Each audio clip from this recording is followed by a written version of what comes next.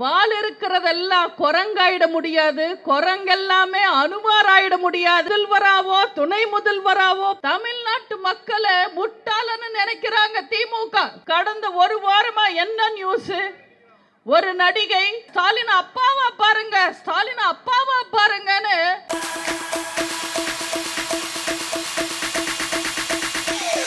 கழகத்தினுடைய கொள்கை பரப்பு இணை செயலாளர் நம்முடைய அன்பு சகோதரி செல்வி விந்தியா அவர்கள் உங்களிடத்திலே சிறப்புரை ஆற்றுமாறு மாவட்ட கழகத்தின் சார்பிலே அன்போடு கேட்டுக்கொள்கிறோம்.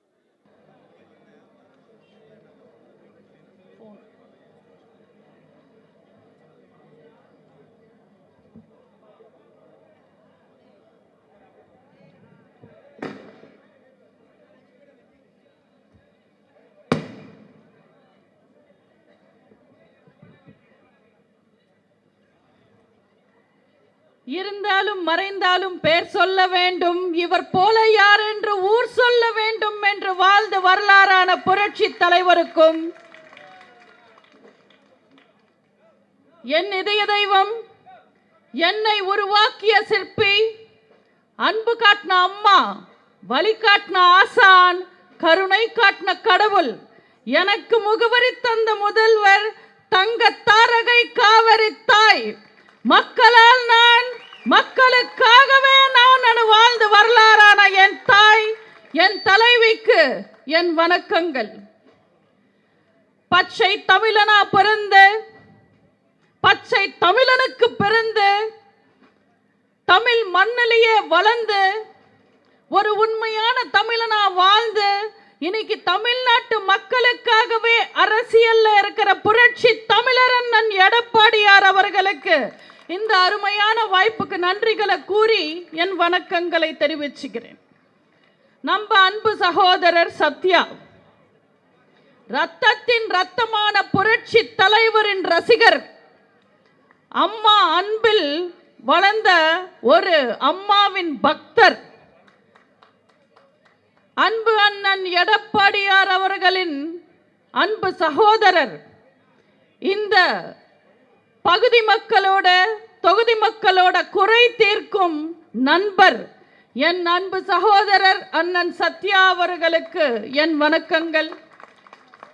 எனக்கு முன்னாடி பேசி அமர்ந்திருக்கிற தலைமை கழக பேச்சாளர் அன்பு சகோதரர் வெங்கட்ராமன் அண்ணன் அவர்களுக்கும், அன்பு சகோதரர் தர்மேஷ் குமார் அவர்களுக்கும், இந்த நிகழ்ச்சி சிறப்பாக ஏற்பாடு செய்ய உதவுன அத்தனை நல்ல உள்ளங்களுக்கும், மேடையில் அமர்ந்திருக்கிற தலைவர்களுக்கும், கீழே அமர்ந்திருக்கிற தொண்டர்களுக்கும், என் பேச்சை கேட்க ஆவலுடன் வருகை தந்திருக்கும் தாய்மார்களுக்கும், பெரியோர்களுக்கும், உள்ளது உள்ளபடி நல்லபடி கூறும் ஊடக நண்பர்களுக்கும், மரியாதைக்குரிய காவல்துறை அதிகாரிகளுக்கும், புரட்சி தலைவரின் ரத்தத்தின் ரத்தமான புரட்சி தலைவியின் உயிரினும் மேலான கழக உடன்பிறப்புகள் அத்தனை பேருக்கும் என் அன்பான நெஞ்சார்ந்த வணக்கங்களை தெரிவிச்சுக்கிறேன்.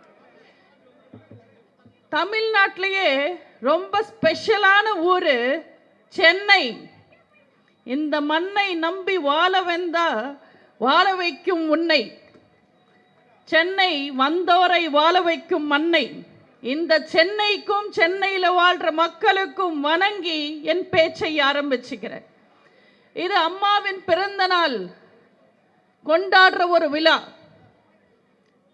இது அம்மாவோட பிறந்த நாள் மட்டும் அல்ல, இது அன்பின் பிறந்த நாள், புகழின் பிறந்த நாள், புரட்சியின் பிறந்த நாள், வீரத்தின் பிறந்த நாள், வெற்றியின் பிறந்த நாள், ஏழை குழந்தைங்களை காத்த தாயின் பிறந்த நாள், அனைத்து மதத்தினரின் அம்மாவின் பிறந்த நாள், தமிழக பெண்களை காத்த சகோதரியின் பிறந்த நாள், சொன்னது செஞ்சு முடிச்ச தங்கத்தின் பிறந்த நாள், வெற்றி மேல் வெற்றி கண்ட சிங்கத்தின் பிறந்த நாள்.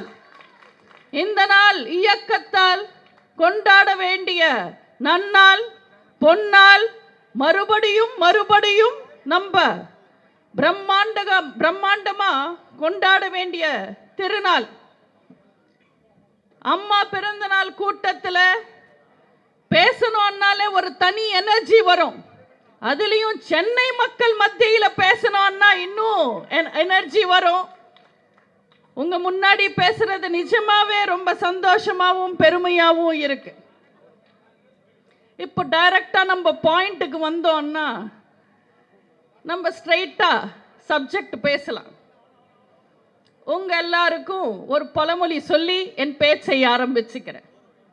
வால் இருக்கிறதெல்லாம் குரங்காயிட முடியாது, குரங்கெல்லாமே அனுமாராயிட முடியாதுன்னு ஒரு பழமொழி இருக்கு. இது எதுக்கு சொல்லுவாங்கன்னா, ஏதாவது ஒரு பெரிய பதவிக்கு போகணும்னா, இல்லை பெரிய இடத்துக்கு போகணும்னா, இல்லை ஒரு பெரிய விஷயத்தை அடையணும்னா அதுக்கு ஒரு தகுதியும் திறமையும் இருக்கணும். அப்பனோட அதிர்ஷ்டத்தில் சட்டன்னு உச்சத்துக்கு போகலாம், ஆனால் அந்த உச்சத்தில் தாக்கு பிடிக்கிறதுக்கு உனக்கு ஒரு திறமையும் தகுதியும் இருக்கணும். அப்படி தகுதி இல்லாதவங்க, திறமை இல்லாதவங்க, நல்ல புத்தி இல்லாதவங்க ஒரு பதவிக்கு வந்தா, உதாரணத்துக்கு முதல்வராவோ துணை முதல்வராவோ பதவிக்கு வந்தா என்ன நிலவரம்னு உங்களுக்கு புரிய வைக்கிறதுக்காக ஒரு குட்டி கதை. ஒரு காட்டுல ஒரு முனிவர் வாழ்ந்துட்டு இருந்தார். ரொம்ப சக்தி வாய்ந்த முனிவர். அவர் தபஸ் செஞ்சு நிறைய புண்ணியத்தை வாங்கி இருக்காரு. அவர்கிட்ட ஒரு மந்திர தண்ணி இருந்தது. அவர் காட்டில் வாழ்ற எல்லா மிருகங்களுக்கும் ரொம்ப பிடிச்சவர் அந்த முனிவர். அந்த முனிவர் முன்னாடி போகும்போது முயலா இருந்தாலும் கரடியா இருந்தாலும் மானா இருந்தாலும் முனிவருக்கு ஒரு வணக்கம் போட்டுட்டு எங்களை நல்லா பார்த்துக்க சாமின்னு சொல்லிட்டு போவாங்க. இப்படி தபஸ் பண்ணிக்கிட்டு காட்டிலேயே வாழ்றவர் முனிவர். அந்த முனிவர் முன்னாடி ஒரு நாள் ஒரு சொறிநாய் ஓடி வந்து, முனிவரே முனிவரே, என்ன ஒரு ஓநாய் துரத்திக்கிட்டு இருக்கு, நீங்க எப்படியாவது காப்பாத்துங்கன்னு முறையிடும். உடனே முனிவர், நீ ஒன்றும் கவலைப்படாதேன்னு சொல்லி அவர் கமண்டலத்தில் இருக்கிற மந்திர தண்ணி அந்த சொறிநாய் மேல தெளிச்சு, நீ ஓநாயா மாறிடுன்னு சொல்லுவார். இப்போ அது ஓநாயா மாறி துரத்தி வந்த ஓநாய் கூட சண்டை போடும், ஜெயிச்சிடும். அதுக்கப்புறம் அது ஓநாயா கொஞ்ச நாள் சுத்திட்டு இருந்தது. ஒரு நாள் மறுபடியும் முனிவர் கிட்ட வந்து, முனிவரே முனிவரே, என்ன புலி துரத்துக்கிட்டு இருக்கு, நான் என்ன பண்ணுவேன், அது என்ன சாப்பிட்டுடுமேன்னு அழுவோம். உடனே முனிவர், நீ கவலைப்படாதேன்னு மறுபடியும் மந்திர தண்ணியை எடுத்து அது மேல தொளிச்சு நீ புலியா மாறிடுன்ற. இப்போ இந்த புலி போய் துரத்திட்டு வந்த புலிய சண்டை போட்டு அடிச்சு தூக்கிடும். இப்போ புலி போல ரொம்ப பந்தாவா சுத்திக்கிட்டு இருக்கும். ஒரு நாள் அந்த புலிய காட்டு யானை துரத்தும். இது மறுபடியும் முனிவர் கிட்ட போய், முனிவரே என்ன காட்டு யானை துரத்துது, அது ரொம்ப பெருசா இருக்குன்னு மறுபடியும் அழுவோம். முனிவர் கமண்டலத்தில் இருக்கிற அந்த மந்திர தண்ணியை எடுத்து தொளிப்பார். தொளிச்சுட்டு நீ இன்னும் பெரிய யானையா, பலமான யானையா மாறிடுன்னுவார். இப்போ யானையா மாறி துரத்திட்டு வந்த யானை கூட சண்டை போட்டு வீழ்த்திடும். இப்போ யானையா காட்டில் கொஞ்ச நாள் சுத்தும். ஒரு நாள் சிங்கம் வரும். அந்த யானை வந்து, நான் யானையா இருந்தாலும் சிங்கம் பார்த்தா எனக்கு பயம், நான் என்ன பண்றது முனிவரேன்னு மறுபடியும் மண்டியிட்டு கேட்கும். முனிவர் இந்த முறையும் கமண்டலத்தில் இருக்கிற மந்திர தண்ணியை எடுத்து தெளிச்சுட்டு, நீ சிங்கமா மாறிடு, நீ கவலைப்படாத, இனிமே சிங்கராஜா நீன்னு சொல்லுவார். முனிவர் கொடுத்த தைரியத்துல போய் சிங்கத்தை அடிச்சு வீழ்த்திட்டு, நம்ம காட்டுக்கு ராஜா ஆயிட்டோம், சிங்கராஜா ஆயிட்டோன்னு திமிர்ல இருக்கும்.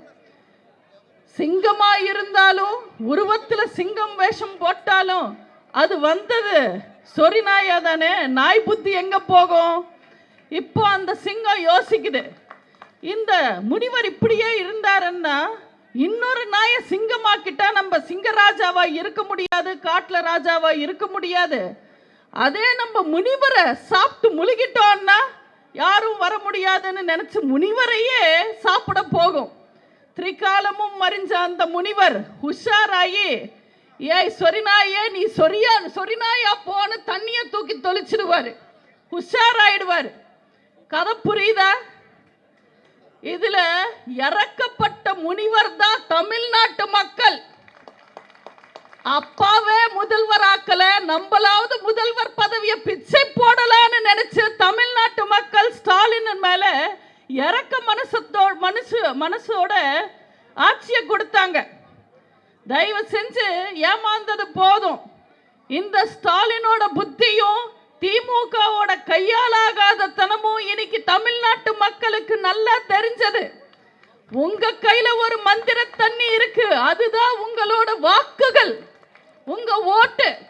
அடுத்த தேர்தல்ல உங்க வாக்குகளை அதிமுகக்கு ஓட்டு போட்டு உஷாரான சாமியார் மாதிரி உஷாரான தமிழ்நாட்டு மக்கள் இந்த ஜீரோ இஸ் குட் சொல்ற ஸ்டாலினுக்கு ஜீரோ கொடுத்து, ஜீரோ சீட்டு கொடுத்து, ஜீரோ இஸ் குட் நீங்க சொல்லணும். தமிழ்நாட்டு மக்களை முட்டாளன்னு நினைக்கிறாங்க திமுக. தமிழ்நாட்டு மக்கள் முட்டாளுங்க இல்ல, இனிமே நாங்க தான் எஜமானிங்கன்னு நீங்க அடுத்த தேர்தலில் நிரூபிக்கணும். உங்க எல்லாருக்கும் அமைதிப்படை படம் பார்த்திருப்பீங்க. ரொம்ப சூப்பர் ஹிட்டான படம், சத்யராஜ் சார் நடிச்சிருப்பார். அதுல ஒரு ஃபேமஸான சீன் இருக்கும். அந்த சீன்ல என்னன்னா, அவர் குளிச்சிட்டு இருப்பாரு. ஊருக்குள்ள அவருக்கு எவ்வளவு கெட்ட பேர் இருக்கு, ஊருக்குள்ள எத்தனை பிரச்சனை இருக்குன்னு சொல்லிட்டு இருப்பாங்க. அப்போ திடீர்னு சத்யராஜ் சார் வந்து அவரோட துண்டை கலட்டி போடுவார். உடனே அவரோட அல்லக்கைங்கெல்லாம் நான் தான் துவைப்பேன், நீ தான் துவைப்பேன்னு சண்டை போட்டுப்பாங்க. இதெல்லாம் பார்த்து சத்யராஜ் சார் சிரிச்சுக்கிட்டு, டே மணியா, நம்ம என்ன பேசிட்டு இருந்தோன்னு கேட்பார். அப்போ மணிவண்ணன் சார், தெரியல தலைவரே, நடந்த பிரச்சனையில் நம்ம எந்த பிரச்சனை பற்றி பேசணும்னு தெரியலன்னு. அப்போ சத்யராஜ் சார் சொல்லுவார், அப்போ புதுசா ஒரு பிரச்சனை வந்தா பழைய பிரச்சனையை மக்கள் மறந்துடுவாங்க, இனிமே இந்த ஃபார்முலா கையில் எடுப்போன்வார். அதே ஃபார்முலாவை தான் இன்னைக்கு நிறைய பேர் கையில் எடுத்துக்கிட்டு மக்கள் கிட்ட நடந்துக்கிறாங்க. ஆனா ஒன்று, சத்யராஜ் சார் இந்த ஃபார்முலாவை கண்டுபிடிக்கிறதுக்கு முன்னாடியே காங்கிரஸ் இந்த ஃபார்முலாவை கண்டுபிடிச்சிருந்தாங்க. நீங்க பாத்தீங்கன்னா பார்லிமெண்ட்ல இன்னைக்கு ஒரு செய்தி வெடிக்க போகுது, இல்ல வெடிச்சிடுச்சுன்னு உடனே ஏதாவது ஒரு நடிகர் கைதாயிடுவாங்க, இல்ல சாமியார் கைதாயிடுவாங்க, இல்ல ஐபிஎல் சூதாட்டம் நியூஸ் வெளியில வரும், ஏதாவது ஒரு இடத்துல பெரிய ஆக்சிடென்ட் நடக்கும், ஏதாவது ஒரு பெரிய தாக்குதல் நடக்கும், இல்ல நேர்மையான தோனி மேல சூதாட்டத்தில் ஈடுபட்டாரான ஒரு போலி செய்தி வரும். உண்மையான செய்தியை அப்படியே அமுக்கிடுவாங்க. அதே மாதிரிதான் இன்னைக்கு தமிழ்நாட்டில் திமுக ஒரு ஃபார்முலாவை கையில் எடுத்திருக்காங்க. அவங்க கையில் இருக்கிற ஜால்ரா ஊடகங்களை கையில் வச்சுக்கிட்டு, கூட்டணி கட்சி கையில் இருக்கிற சேனல்ஸையும் யூஸ் பண்ணிக்கிட்டு, இல்லாததையும் பொல்லாததையும் மக்கள் கிட்ட திணிச்சு உண்மையான செய்திகளை புதைச்சிடுறாங்க. நீங்க யோசிச்சு பாருங்க, கடந்த ஒரு வாரமா என்ன நியூஸ்? ஒரு நடிகை 7 முறை அபார்ஷன் பண்ணாங்களா, 8 முறை அபார்ஷன் பண்ணாங்களா? அவங்க குற்றஞ்சாற்றப்பட்டவர் என்ன ரியாக்ஷன் கொடுக்கிறாரு, என்ன பதில் சொல்றாரு? இதுதான் செய்தி. ஒரு தனிப்பட்ட மனிதர்களோட பிரச்சனையை நியூஸ் ஆக்குறதுனால தமிழ்நாட்டில் உண்மையான எத்தனை பிரச்சனைகள் வெளிச்சத்துக்கு வராம போயிருக்கு தெரியுமா? போன வாரத்தில் ஒரே நாள் 7 பாலியல் குற்றங்கள் நடந்தது தமிழ்நாட்டில். ஒரு திமிர் பிடிச்ச திமுக கார எஸ்பியா இருந்தாலும் கலெக்டரா இருந்தாலும் எங்களுக்கு அடிமையா இருக்கணும்னு மிரட்டுறான். ஸ்டாலினோட நிகழ்ச்சிக்கு கூட்டிட்டு வந்த மக்களை கூட்டிட்டு வந்த வாகனம் ஆக்சிடென்ட் ஆகி நிறைய பேருக்கு படுகாயம். ஆனா இதெல்லாமே நியூஸ்ல வரல. தமிழனோட பிரச்சனை வெளியில வர்றதில்லை, தமிழ்நாட்டோட உரிமைகள் பறிக்கப்பட்டா வெளிச்சத்துக்கு வர்றதில்லை. தேவையில்லாத நியூஸ் எல்லாம் பேசிக்கிட்டு பிரேக்கிங் நியூஸ் ஆக்குறாங்க. இன்னைக்கு தேவையில்லாத நியூஸ் எல்லாம் பிரேக்கிங் நியூஸ் போட்டு மக்களை பிரேக்கிங் நியூஸ் பிரியர்கள் ஆயிட்டாங்க. மக்கள் எல்லாரும் உண்மையான நேர்மையான செய்திகளை உங்களுக்கு முடிஞ்ச வரைக்கும் ஃபேஸ்புக்ல கொண்டு வாங்க.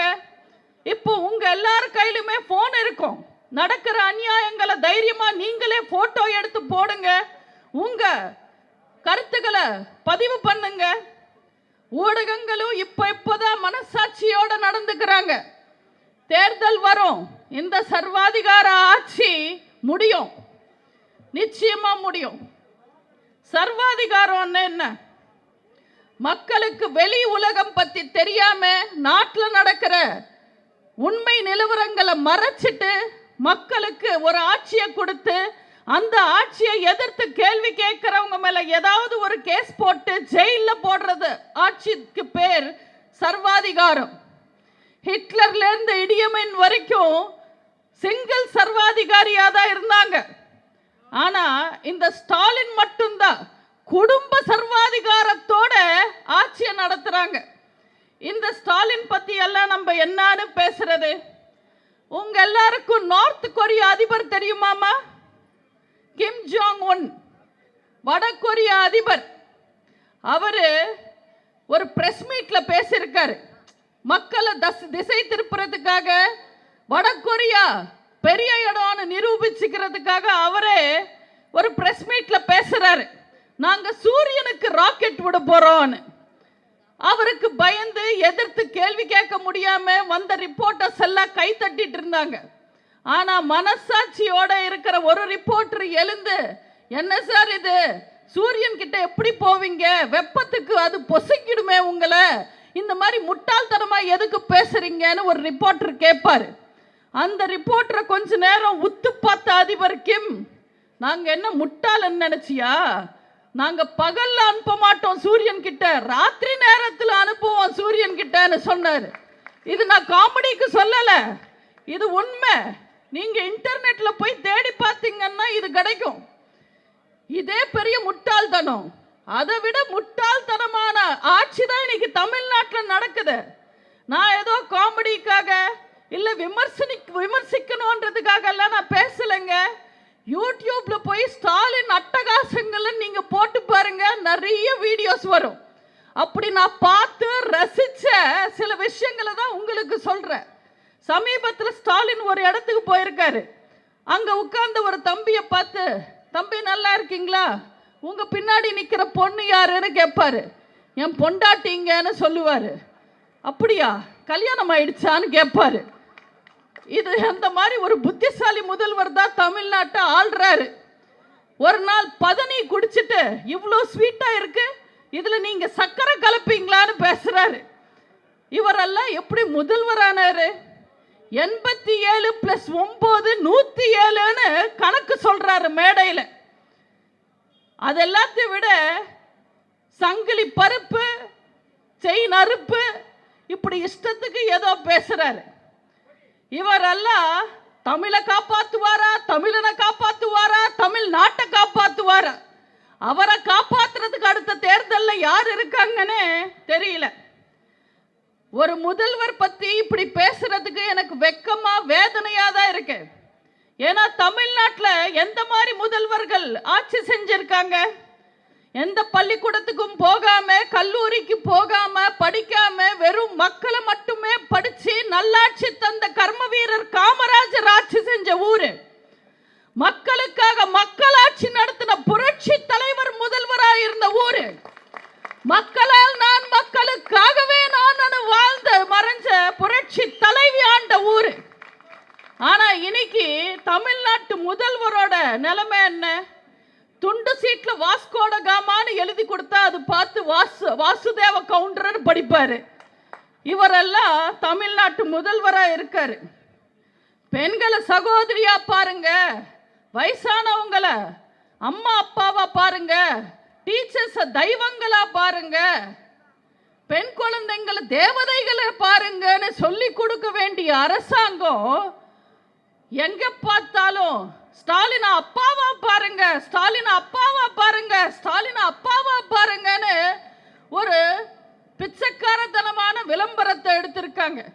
நீங்களே சொல்லுங்கம்மா, எல்லா பிச்சைக்காரங்களும் என்னன்னு கூப்பிடுவாங்க? அம்மா தாயே பிச்சை போடுன்னு கேட்பாங்க. அப்பா தகப்பா பிச்சை போடுன்னு எவனாவது கேட்பானா? ஏன்னா பிச்சைக்காரனுக்கு கூட தெரியும், கொடுக்கிற மனசு அம்மாக்கு தான் இருக்கும், அன்பு இருக்கும், கருணை இருக்கும், பசி போக்குற குணம் இருக்கும், மனசு இருக்கும்னு. பிச்சைக்காரனுக்கு இருக்கிற அறிவு கூட ஸ்டாலினுக்கு இல்லாம போயிடுச்சு. அம்மாக்கு இன்னொரு பேர் பொறுமை, அப்பனுக்கு என்ன தெரியும் அருமைன்னு சொல்லுவாங்க. இந்த அப்பா கேரக்டர் திடீர்னு எப்படி ஃபார்ம் ஆச்சுன்னு தெரியல. இந்த சூறாவளி புயல் எல்லாம் திடீர்னு ஃபார்ம் ஆகுற மாதிரி இவர் திடீர்னு அப்பா ஆகணும்னு நினைச்சிட்டாரு. ஏன்னா ஸ்டாலினுக்கு ஒரு வாழ்க்கை வரலாறு எழுதுனா அவர் சொல்லிக்கிற மாதிரி சாதனை எதுவுமே கிடையாது. ஒரே ஒரு சீரியல்ல நடிச்சிருக்காரு. அந்த சீரியல்ல நடிச்சது கூட சாதனையா சோதனையான்னு நீங்க தான் சொல்லணும். அதனால புதுசா ஏதாவது சாதிச்சிடலான்னு நினைச்சாரு. இந்த சாதனையில ராம்ஜித் ராகவன்றவர் முதல் இடம். இப்போ ஸ்டாலின் சாதிச்சா அவர் 2ஆம் இடம். ராம்ஜித் ராகவ் யார் தெரியுமா? 94 வயசுல அப்பா ஆனவர். இன்னைக்கு ஸ்டாலின் 71 வயசுல அப்பா ஆக முயற்சி பண்றாரு. பேரன் பேத்தி எல்லாம் கையில எடுத்ததுக்கு அப்புறம் அப்பா ஆகணும்னு ஆசைப்படுறவர் ஸ்டாலின் மட்டுமா தான் இருப்பாரு. இந்த துண்டு சீட்டு முதல்வர் ஸ்டாலினுக்கு ஒன்னு சொல்ல விரும்புறேன். தமிழ்நாட்டில் ஒரே ஒரு தந்தை பெரியார், ஒரே ஒரு அண்ணா அறிஞர் அண்ணா, இந்தியாவுக்கு ஒரே ஒரு தாத்தா காந்தி தாத்தா, ஒரே ஒரு மாமா நேரு மாமா, ஒரே ஒரு தெய்வம் இதய தெய்வம் புரட்சி தலைவர், ஒரே ஒரு அம்மா எங்க இதய தெய்வம் புரட்சி தலைவி அம்மா. மக்களே மனசார கூப்பிட்டா அது பட்டம், அமைச்சருங்களை வச்சுக்கிட்டு கூப்பிட வச்சா அது மட்டம். இது கூட ஸ்டாலினுக்கு தெரிய மாட்டேங்குது. இதுல ஸ்டாலின் சொல்றாரு, நான் போற இடத்துல எல்லாம் மீட்டிங்ல எல்லாம் மக்கள் என்ன பார்த்து அப்பா அப்பான்னு கூப்பிடுறாங்கன்னு. கூட்டத்திலிருந்து எவனோ ஒருத்தன் டோப்பா டோப்பான்னு கத்திருக்கா, இவர் அப்பா அப்பான்னு கேட்டிருக்கு. கூட்டிட்டு வந்தவங்க தான் கூறாங்கன்னா கூட நிக்கிறவனுக்கு எங்க போச்சு அறிவு? இதுல சேகர் பாபு சவால் விடுறாரு, தமிழ்நாட்டையே நாங்க அப்பான்னு கூப்பிட வைப்போன்னு. எங்க கூப்பிட்டு பாருங்க. அப்பாலே போ சாத்தானே, அப்பான்னா ஸ்டாலினு, ரெண்டும் ஒரே மாதிரி தான் இருக்கும். இவங்களுக்கெல்லாம் யார் ஐடியா கொடுத்தாங்கன்னு தெரியல. எவனோ ஒருத்தன் உசுப்பேத்திருக்கான் ஸ்டாலினை. அம்மா அம்மா அம்மான்னு இனிக்கும் தமிழ்நாட்டு மக்கள் அம்மாவை நினைக்கிறாங்க. அதனால அதிமுகவை நம்ம என்ன செஞ்சாலும் ஆட்டவோ அசைக்கவோ முடியல, ரொம்ப பலமா இருக்காங்க. அதனால நீங்களும் அப்பா ஆயிட்டீங்கன்னா திமுக ஸ்ட்ராங் ஆயிடும். நாளைக்கு உதயநிதி தலைவரா வந்தாலும் இது அப்பா வீட்டு கட்சி தான் சொல்லிக்கலான்னு ஐடியா கொடுத்திருக்காரு.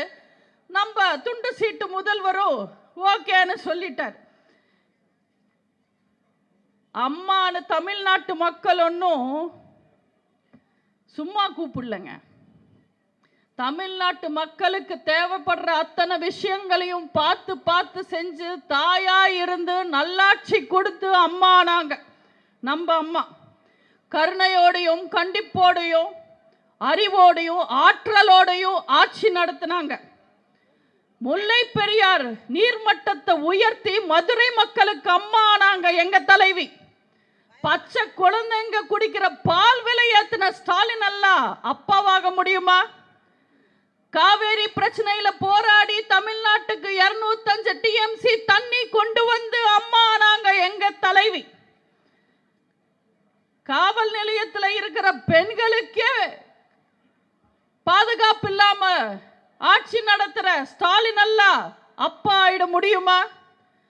பெண்ணை தொட்டா அவன் சாரோ மோரோ எவனா இருந்தாலும் டார் ஆயிடுவான்னு பயம்படுத்தி ஆட்சி செஞ்சவங்க எங்க அம்மா எங்க தலைவி. பாலியல் குற்றவாளி கூட பிரியாணி சாப்பிட்டவ அமைச்சர் எல்லாம் கூட வச்சிருக்கிற ஸ்டாலின் எல்லாம் அப்பா ஆயிட முடியுமா? நீட்ல முடிஞ்ச வரைக்கும் தமிழ்நாட்டுக்கு வராம முடிஞ்ச வரைக்கும் நிறுத்தி தமிழக மாணவர்களை காத்து அம்மா நாங்க எங்க தலைவி. நீட்டை கொண்டு வந்து பிஞ்சு உயிர்களை பலி வாங்கின காங்கிரஸ் கூட கை குலுக்கி நிக்கிற ஸ்டாலின் எல்லாம் அப்பா ஆயிட முடியுமா?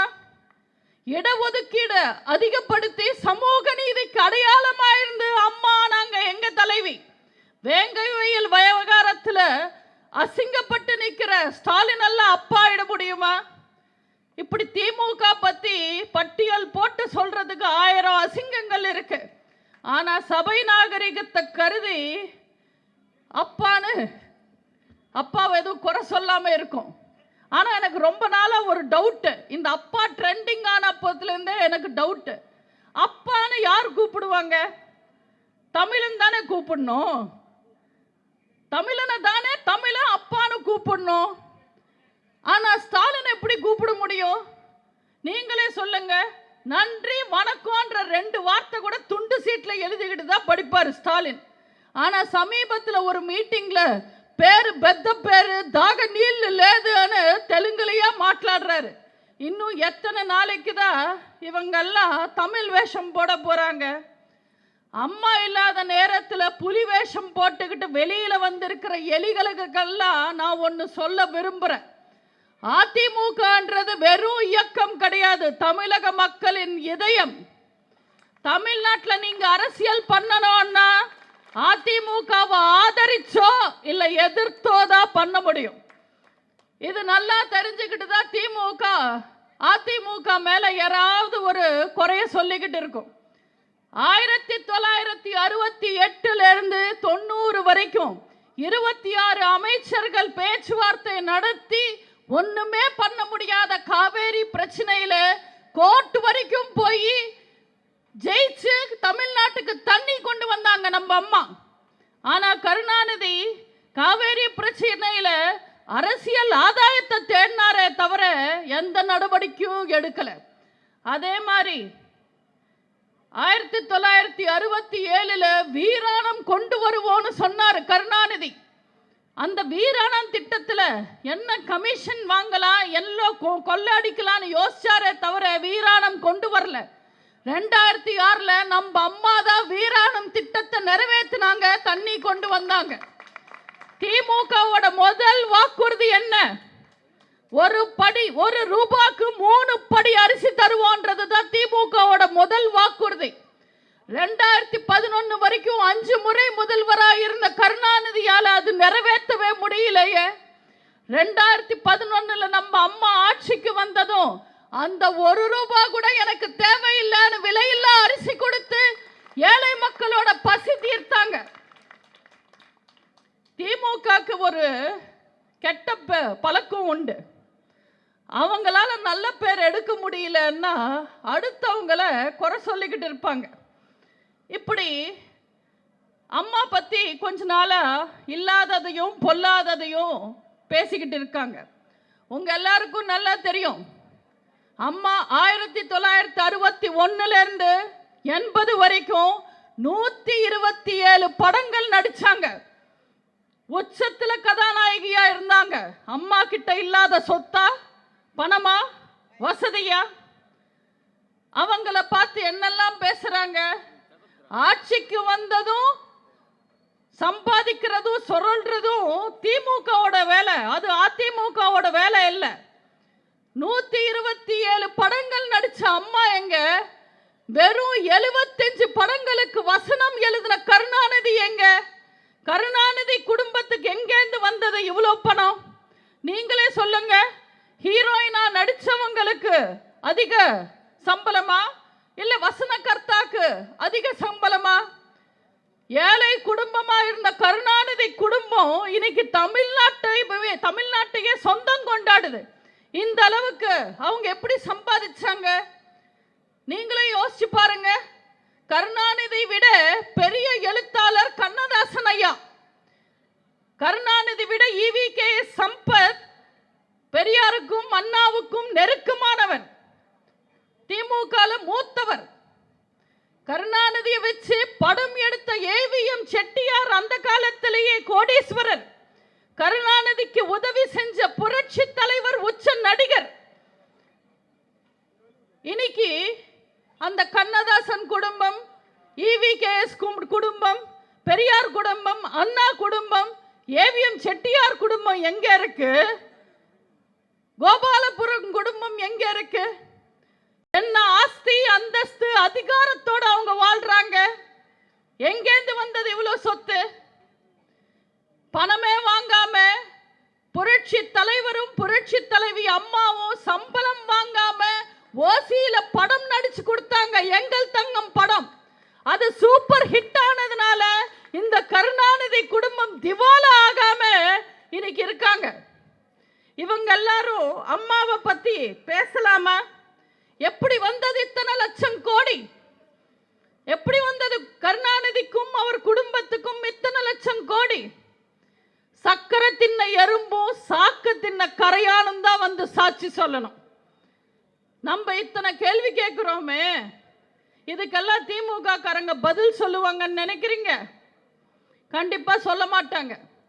சம்பந்தமே இல்லாம இந்த நியூஸ் எல்லாம் மறையணுன்றதுக்காக, இந்த நியூஸை புதைக்கணுன்றதுக்காக ஹிந்தி எதிர்ப்பு போராட்டம்னு ஏதோ ஒரு மூலையில போய் ஹிந்தியை எதிர்த்து போராடுவாங்க.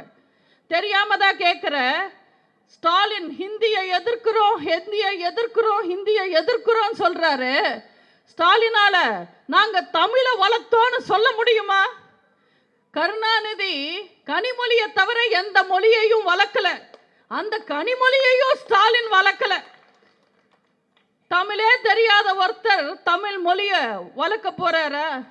நேத்து சிவகாசியில மீட்டிங், சிவகாசிக்கு போயிட்டு வர அங்க ஒரு போஸ்டர் பார்த்தேன். எங்கள் மாமன்னரேன்னு எழுதுறதுக்கு பதிலாக திமுக கார எங்க மாமனாரேன்னு போஸ்டர் அடிச்சிருக்கான். முதல்ல திமுக காரனுக்கு தமிழ் கற்றுக் கொடுக்க சொல்லுங்க, அதுக்கப்புறம் இவங்க வந்து தமிழ்நாட்டு மக்களுக்கு கற்றுக் கொடுக்கலாம். இந்த கொத்தடிமை கும்பலுக்கு அடுத்த தலைவர் வந்துட்டாராமா. சின்னவரா? சின்னவர். அண்ணா சமைச்ச சோத்தை திருடி தின்னவர் உன் தாத்தா, அதை நல்லா மின்னவர் உங்க அப்பா. அந்த வகையில வேணும்னா இவர் சின்னவர் ஆவார். இந்த சின்னவர்கிட்ட பத்திரிகை நண்பர்கள் போய் மைக்கு நீட்டினா, எனக்கு மதம் எல்லாம் பெரிய விஷயம் இல்லை, எனக்கு எல்லா மதமும் சம்மதம்னு பேசுவார். ஆனால் கிறிஸ்மஸ் விழாக்கு போனால் நான் கிறிஸ்டியனாக இருக்கிறதே பெருமைன்னு பேசுவார்.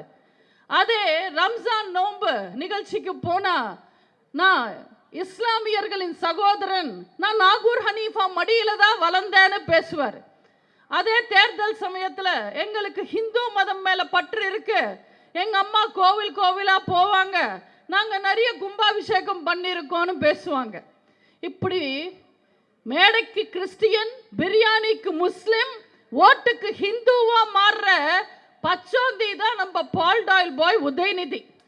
நான் தம்பி பால் டாயில்னு கூப்பிட்டா அவருக்கு ரொம்ப கோபம் வருது.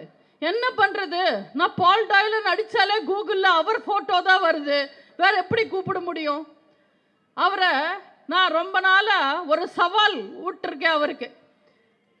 நீட்டு ரகசியத்திலிருந்து உங்க குடும்பம் ரகசியம் வரைக்கும் விவாதிக்க தயாரா? ஒரே மேடையில் நேருக்கு நேர் விவாதிப்போன்னு.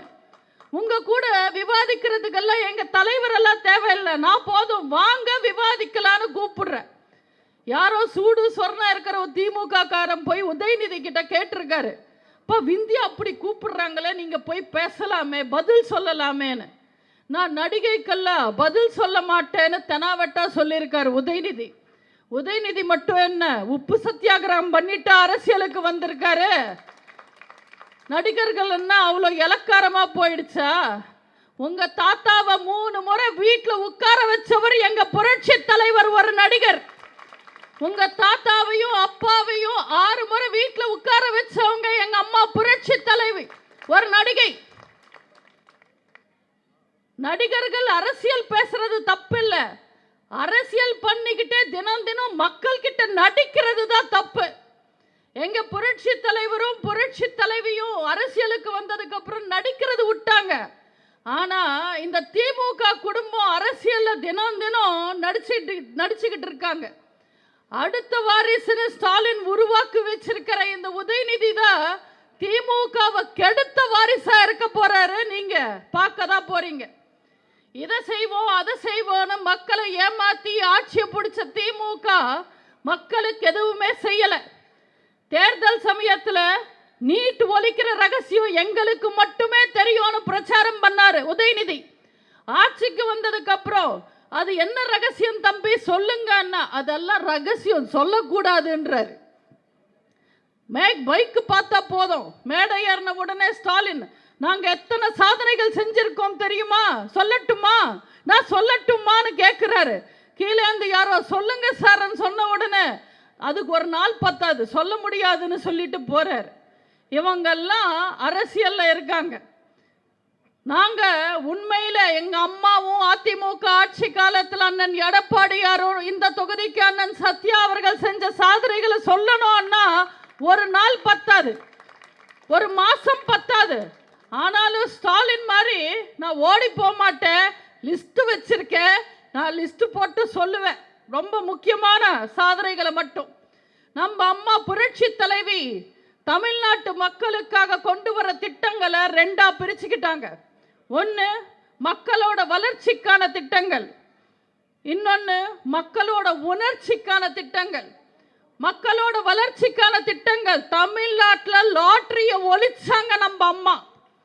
மகளிருக்கு அனைத்து மகளிர் போலீஸ் ஸ்டேஷன் கொண்டு வந்தாங்க நம்ம அம்மா.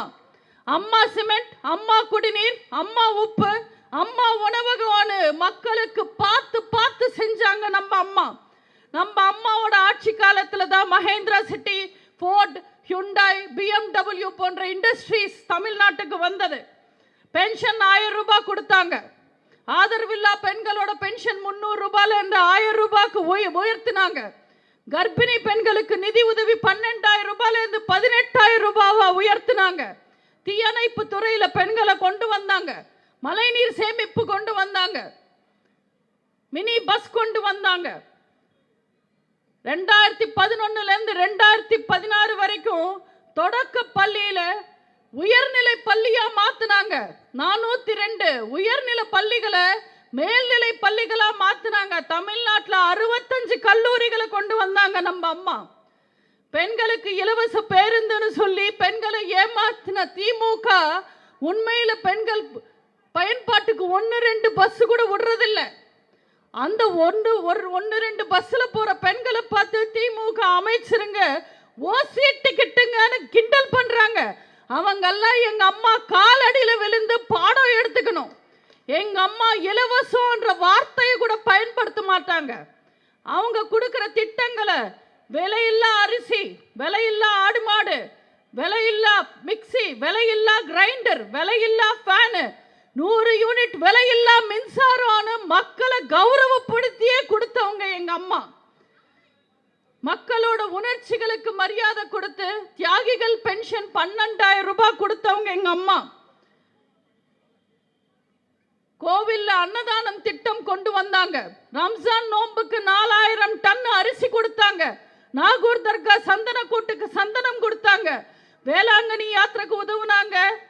ஜெருசலம் யாத்திரைக்கு உதவுனாங்க. தாலிக்கு தங்கம் கொடுத்தாங்க 8 கிராம். பட்டதாரியா இருக்கிற பெண்களுக்கு திருமண உதவித்தொகை 50,000 ரூபாய் கொடுத்தாங்க. பிறந்த குழந்தைக்கு கூட அம்மா பரிசு பெட்டகம் தந்தாங்க. எல்லாத்தை விட பெரிய விஷயம், பொது இடங்கள்ல பால் ஊற்ற தாய்மார்களுக்கு தனி இடம் அமைச்சு கொடுத்தாங்க. இப்படி தமிழ்நாட்டு மக்களுக்கு பார்த்து பார்த்து செஞ்சாங்க. தன்னோட இறுதி மூச்சு வரைக்கும் மருத்துவமனையிலையும் மரண படுக்கையிலும் கூட காவேரி பிரச்சனை என்னாச்சுன்னு விசாரிச்சுக்கிட்டே உசுர் விட்டவங்க அம்மா. அம்மா வழியில 4 வருஷம் ஆட்சி செஞ்ச அண்ணன் எடப்பாடியாரும் ஒன்னும் கம்மியானவர் கிடையாது. உங்களுக்கு தெரியும், சென்னையில வார்தா புயல் வந்தது. ஒரே நாள் சென்னையில 1 லட்சம் மரம் சாஞ்சிடுச்சு. தானே புயல் வந்தது. கடுமையான வறட்சி வந்தது. திருவள்ளூர்ல இருந்து தண்ணி எல்லாம் ட்ரெயின்ல கொண்டு வந்து கொடுத்தோம். கொடிய கொரோனா வந்தது. இந்த இந்தியாவே நாடே முடங்கி கிடந்து நிதி இல்லாத நேரத்தில் மக்களுக்கு நிவாரண நிதி கொடுத்தவர் அண்ணன் எடப்பாடியார். கொரோனா காலத்தில் மாசம் மாசம் 1000 ரூபாய் கொடுத்தாரு. பொங்கலுக்கு பரிசு 2500 ரூபாய் கொடுத்தாரு. இன்னைக்கு ஏழை மாணவர்கள், அரசு பள்ளி மாணவர்கள் மருத்துவம் படிக்கிறாங்கன்னா அதுக்கு விதை போட்டவர் அண்ணன் எடப்பாடியார். 7.5% இடஒதுக்கீடு. அண்ணன் எடப்பாடியார் அவர்களையும் அதிமுகவையும் குறை சொல்ற அளவுக்கு திமுக என்ன செஞ்சிருக்காங்க தமிழ்நாட்டுக்கு? இன்னைக்கு உண்மையில தமிழ்நாட்டு நிலவரம் என்ன? அண்ணல் அம்பேத்கர் சொல்லுவாரு, ஒரு சமூகத்தின் வளர்ச்சி அந்த சமூகத்தில் வாழ்ற பெண்களோட வளர்ச்சியை வச்சுதான் கணக்கு போட முடியும்னு. உண்மையில தமிழ்நாட்டு பெண்கள் என்ன வளர்ச்சி அடைஞ்சிருக்காங்க இந்த 4 வருஷத்துல? 10 வருஷம் அதிமுக ஆட்சி காலத்துல பெண்கள் எவ்வளவு நிம்மதியா பாதுகாப்பா இருந்தாங்க. இந்த திருட்டு திமுகவோட ஆட்சி காலத்துல பெண்கள் எப்படி இருக்காங்க? பல் முளைக்காத பச்சை குழந்தை கிட்ட இருந்து பல்லே விழுந்த பாட்டி வரைக்கும் எல்லா குற்றங்களும் நடக்குது. இந்த 4 வருஷத்துல மட்டும் பெண்களுக்கு எதிரான குற்றங்கள் போக்சோ வழக்குகள் எத்தனை தெரியுமா? 20,000 போக்சோ வழக்கு பதிவாயிருக்கு பெண்களுக்கு எதிரான குற்றங்கள். இது திமுகவே கணக்குல கொடுத்த கணக்கு. அதாவது பெண்கள் தைரியமா போலீஸ் ஸ்டேஷனுக்கு வந்து கம்ப்ளைண்ட் கொடுத்து பாதிக்கப்பட்டவங்க எஃப்ஐஆர் போட்ட கேஸ் மட்டும் 20,000 4 வருஷத்துல. அப்போ வெளிச்சத்துக்கு வராம எத்தனை பெண்கள் கஷ்டப்படுறாங்க. இத்தனை குற்றங்கள் அதிமுக ஆட்சி காலத்துல இல்லாம இப்ப மட்டும் எப்படி நடக்குது? எந்த குற்றத்தை பார்த்தாலும் சாதாரண மனுஷன் செஞ்ச குற்றமா இருக்காது, ஒரு மிருகம் செஞ்ச குற்றமா தான் இருக்கும். இதுக்கு காரணம் என்ன? போதை. ஒரு பக்கம் கவர்மெண்ட் சாராயம், ஒரு பக்கம் கள்ளச்சாராயம், அதை விட அதிகமா விற்பனை ஆகிற கஞ்சா. இன்னைக்கு தமிழ்நாட்டில் கடலை மிட்டாய் மாதிரி சுலபமா கிடைக்கிற விஷயம் கஞ்சா. இந்த கஞ்சாவும் போதையும் தமிழ்நாட்டு பெண்களையும் தமிழக குழந்தைங்களையும் மொத்தமா அழிச்சிடுறாங்க. முறத்தை வச்சு புலிய விரட்டின சரித்திரம் இருக்கு தமிழ்நாட்டு பெண்களுக்கு. ஆனா உண்மையில இன்னைக்கு தமிழ்நாட்டு பெண்களோட நிலைமை என்ன? 1000 ரூபாய் தருவோன்னு சொல்லி பெண்களை ஏமாத்தி ஆட்சிக்கு வந்தாங்க திமுக. உண்மையில இன்னைக்கு திமுக ஆட்சியில இருக்குன்னா அது தமிழக பெண்கள் போட்ட பிச்சை. ஆனா திமுக என்னமோ திமிர் பிடிச்ச போய் அவங்க 1000 ரூபாய் உங்களுக்கு பிச்சை போடுறாங்கன்னு நினைக்கிறாங்க. தயவு செஞ்சு அந்த திமிர் பிடிச்ச திருட்டு திமுகவை இனிமே நம்பாதீங்க. எலெக்ஷன் வரப்போகுது, விதவிதமா விளம்பரம் கொடுப்பாங்க, விதவிதமா டிராமா போடுவாங்க. தயவு செஞ்சு அவங்கள பார்த்து நம்பாதீங்க. அவங்களோட விளம்பரங்களுக்கு விலை போகாதீங்க.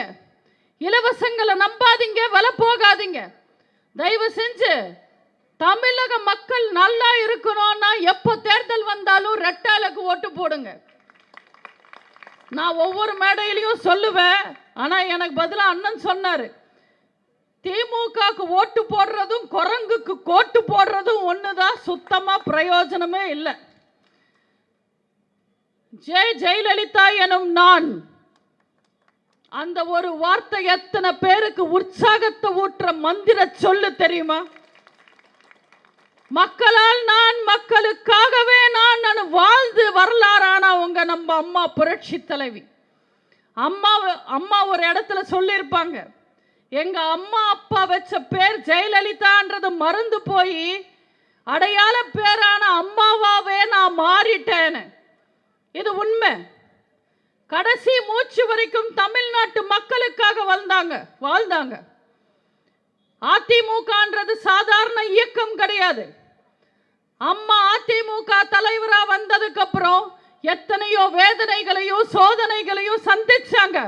ஆனாலும் உறுதியா இருந்து, உண்மையா இருந்து, நேர்மையா இருந்து 1000 விழுதுகளோட நிக்கிற மிகப்பெரிய ஆலமரமா வளர்த்துட்டு போயிருக்காங்க அம்மா. அரசியல் ரொம்ப ஈஸின்னு நினைச்சுக்கிட்டு இன்னைக்கு நிறைய பேர் அரசியலுக்கு வராங்க. அரசியல் ஒன்றும் ஈஸி கிடையாது. இங்க நிறைய ஆபத்து இருக்கு. அதுலயும் அரசியல்ல இருக்கிற பெண்களுக்கு நிறைய ஆபத்து இருக்கு, நிறைய அவமானங்கள் இருக்கு. அப்படிப்பட்ட அரசியல்ல ஒரு உச்சத்தை ஒரு பெண் தொட்டாங்கன்னா அவங்க எத்தனை அவமானங்கள், அடிகள், வேதனைகள் அனுபவிச்சிருப்பாங்கன்னு நீங்க கொஞ்சம் நினைச்சு பார்க்கணும். அது எதுவுமே அவங்களோட சுயநலத்துக்காக இல்ல, மக்கள் நலனுக்காக உறுதியா நின்னவங்க எங்க அம்மா. இன்னைக்கும் தமிழ்நாட்டு மக்கள் மனசார அம்மான்னு கூப்பிடுற இடத்தை சம்பாதிச்சு மறைஞ்சவங்க நம்ம அம்மா. ராஜீவ் காந்தி காலத்திலிருந்து ராகுல் காந்தி காலம் வரைக்கும் எத்தனையோ பழந்தின்னு கொட்ட போட்ட ஜாம்பவானுங்களுக்கு சிம்ம சொப்னமா இருந்தவங்க நம்ம அம்மா. சமூக நீதிக்கு அடையாளமா இருந்தவங்க நம்ம அம்மா. மக்களால் நான், மக்களுக்காகவே நான் வாழ்ந்தவங்க நம்ம அம்மா. 10 வருஷம் அதிமுக ஆட்சி காலத்துல, அம்மாவோட ஆட்சி காலத்துல நீங்க எவ்வளவு அமைதியா, நிம்மதியா, சந்தோஷமா இருந்தீங்கன்னு யோசிச்சு பாருங்க. அதிமுக ஆட்சி காலத்துல உங்களுக்கு விலகேத்துனாங்களா, வரி ஏத்துனாங்களா? இன்னைக்கு கழுத்துல இருக்கிறது கவரிங் செயினா, உண்மையான தங்க செயினான்னு தெரியாமலே கழுத்தறுத்துடுறாங்க. இலவசங்கள் தேவையில்லை மக்களே, உசுர் இருந்தா போதும் தமிழ்நாட்டு மக்களுக்கு. நீங்க மறுபடியும் பாதுகாப்பா இருக்கணும்னா, தமிழக பெண்களை எவனும் தொடாம இருக்கணும்னா, நம்ம குழந்தைங்களோட எதிர்காலம் நல்லா இருக்கணும்னா, தமிழ்நாட்டு போலீஸ் மீண்டும் ஹீரோ ஆகணும்னா தயவு செஞ்சு ரெட்டாலைக்கு ஓட்டு போடுங்க. அம்மாவை நம்புனா ஆண்டவனை நம்பின மாதிரி நிச்சயமா நம்ம எல்லாரும் நல்லா இருப்போம். எப்ப தேர்தல் வந்தாலும் ரெட்டாலைக்கு ஓட்டு போடுங்க. தொண்டர்களே, 4 வருஷத்துல திமுகவோட சாயம் எல்லாம் வெளுத்துடுச்சு. மக்கள் இப்ப மாற்றத்தை விரும்புறாங்க.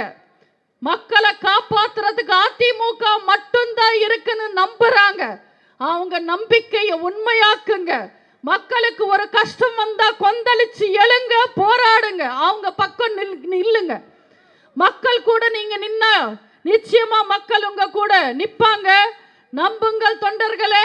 கழகம் நமதே, கடமை நமதே, நாளை நமதே, எந்த நாளும் நமதே. வாய்ப்புக்கு நன்றி கூறி விடைபெறுகிறேன். நன்றி, வணக்கம்.